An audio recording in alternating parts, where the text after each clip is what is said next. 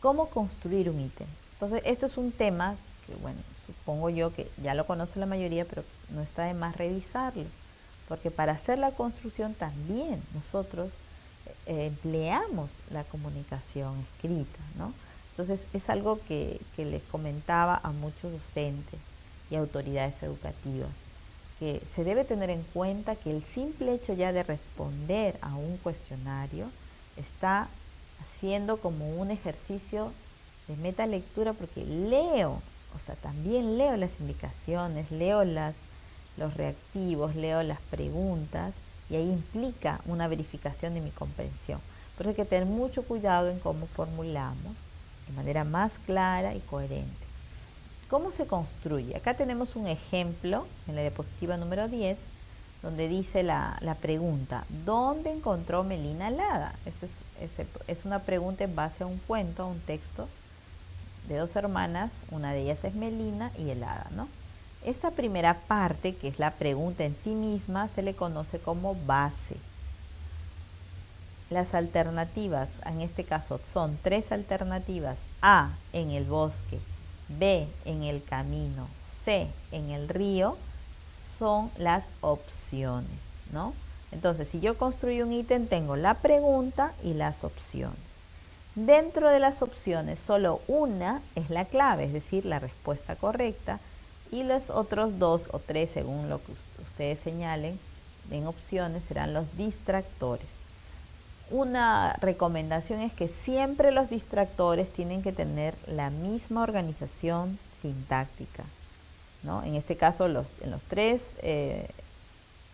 opciones empiezan con una preposición en, ¿no? En el bosque, en el camino, en el río. Entonces la estructura sintáctica es semejante.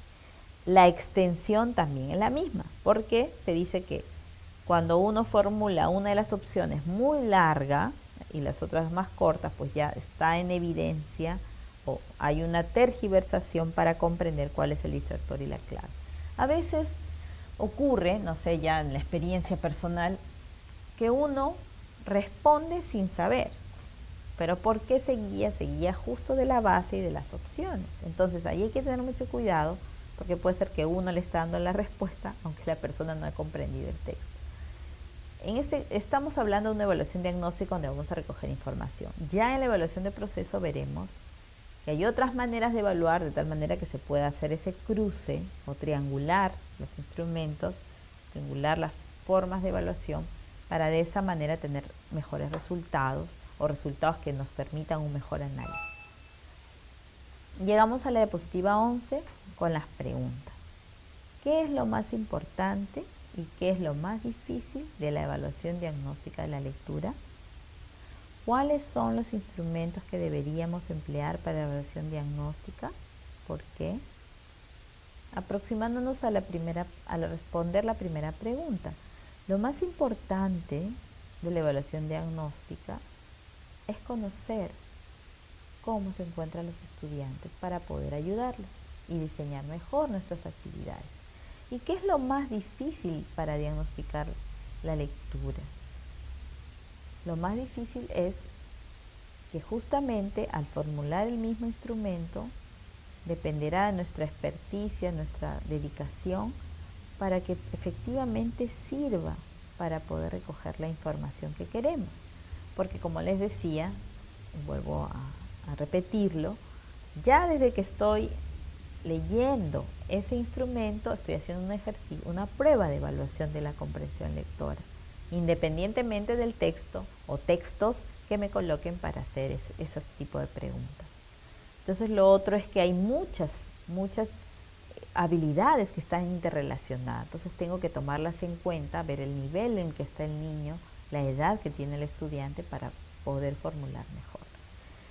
Y los instrumentos que deberíamos emplear, bueno, en la mayoría de los casos, yo le he dicho, se trata de pruebas, ¿no? Puede haber pruebas, por ejemplo, si son prueba diagnóstica de conciencia fonológica, prueba diagnóstica de conocimiento de código escrito, prueba diagnóstica de fluidez, prueba diagnóstica de vocabulario, prueba diagnóstica de comprensión lectora con texto hablado, una lectura en voz alta. Ya si queremos diagnosticar otros tipos de habilidades o capacidades, usaremos otros instrumentos.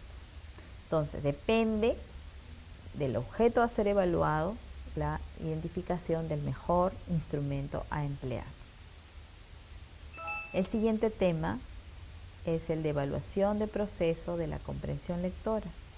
En ese momento vamos a dedicarnos ya a ver qué pasa después de haber diagnosticado, cómo es que hacemos en el proceso de la enseñanza de la lectura, de la comprensión lectora, cómo recogemos los resultados y avanzamos en esta tarea de querer que nuestros estudiantes mejoren su lectura.